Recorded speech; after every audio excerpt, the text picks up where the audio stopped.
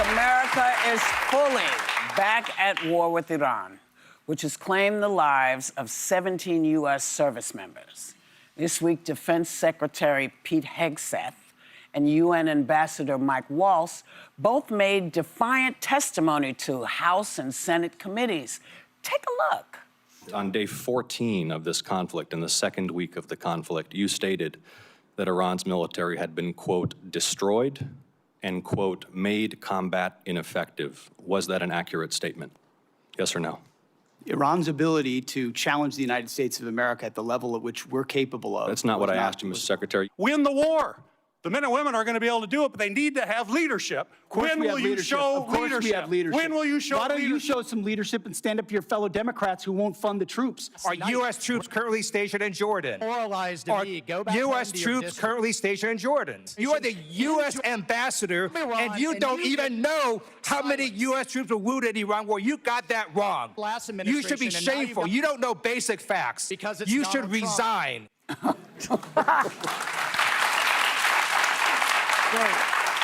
Now, look, the majority of Americans oppose this war. We didn't ask for this war. We didn't start the war. We don't know what the war is about. So the question is, why are you asking for more money? And who is going to lead us out of this war? No one. Listen, my biggest frustration, I'm someone who's pretty hawkish. I could be convinced of just reasons to go to war, but the White House has not convinced us of this. The president last week gave a national address about the 2020 election in the year of our Lord 2026, not about the reason we are at war in Iran. We have been at war in the Middle East most of my lifetime, and he was somebody who bashed former presidents for getting us into quagmires that they couldn't get us out of. Well, this war has been going on since my son's been alive. It's been going on now for about 5 months. It doesn't look like any end is in sight, and America is not safer today. The Pentagon is facing severe shortages of high-demand air defense interceptors, of Tomahawk cruise missiles. The Center for Strategic and International Studies has said that we have about 30% of our Tomahawk land attack missiles have depleted. We're in a place today that if we were attacked, we are less prepared to defend ourselves than beforehand. You know, like, make it make sense to me. The thing that I really can't stand about him right now is that he starts a war in Iran because they're going to get a nuclear weapon. Now he's making a deal with the Saudi Arabians that will allow them to produce a nuclear weapon.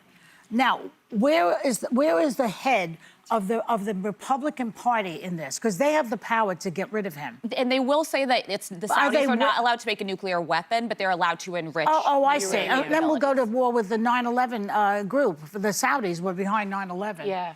And are they waiting for him to drop a nuke on Cleveland? What are they waiting for? To do something? Now I'm scared. See, I grew up hiding under the desk. I was one of those kids, and you were probably too, Whoopi, where they said a nuclear bomb's about to hit, get under your desk, like that would do anything. And I've been scared of that. I never took my library books back because I said, we're all going to die anyway. That is a fact.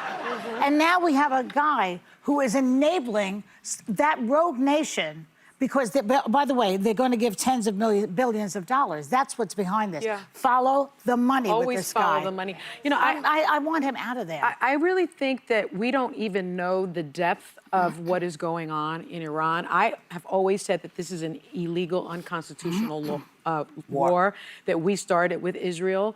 That he started.